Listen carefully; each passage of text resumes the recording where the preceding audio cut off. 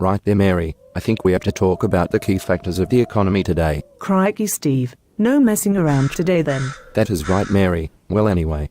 The economy has the rich people with their money, the government with the tax money, and the general public with their wage money. And so what is the difference then, Steve? Because you have specifically defined each. Well, Mary, the rich money is generally used to make more money, the tax money is used to create infrastructure, and the wage money is used to develop families. Okay, Steve, but doesn't it all tie together? Because you have made it sound like they are separate activities. Yes, Mary, they do tie together. The rich money generally means product creation, in order to make more money. The tax money is used to create an environment in which product creation and family development can exist. And the developing family both help make and buy the created products. So then, Steve, what drives this system? What makes something happen in the first place? Indeed, Mary. Well, there are two main factors, the need and the want. The need is mainly about food and shelter. The want is generally about making stuff easier or else making life less boring. Okay, Steve, but whom has the need and whom creates the want? Which drives the system? And bingo, it is here it gets a little complex, because the want and the need is part of everything, from living, eating and sleeping, to inanimate repair and replace. I can see that, Steve, but there must be an instigation. Like being born starts a need cycle, that of food and shelter.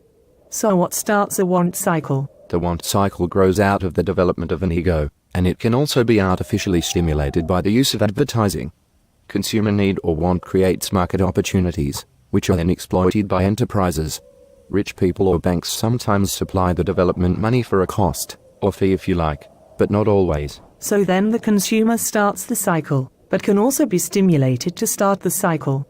So then growth can be instigated by population increase, by want, or be stimulated by advertising. So then, how does public infrastructure promote growth? Because I have heard of that. The infrastructure project puts in place an environment in which enterprises can develop by giving them access to employees and distribution functionality. So they facilitate growth rather than promote it. But government grants and tax reductions attract companies, and so, if they happen to grow because of demand, it can be difficult to identify an original cause. But some kind of need or want has to be in existence first, otherwise the enterprise cannot sell stuff and so will not grow. That is it in a nutshell. Need or want creates growth, and also development.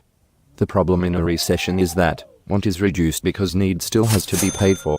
So then, available money is placed on paying for the need, in preference to paying for the want. So that is why supermarkets and cheap shops can maintain profit through a recession. But how is growth enabled? Because that seems more tied to want. Typically it is by infrastructure and new markets. The infrastructure maintains a society, whilst new markets are being developed, either through new products or new export regions. The core is supplying an emerging market with what it needs or wants.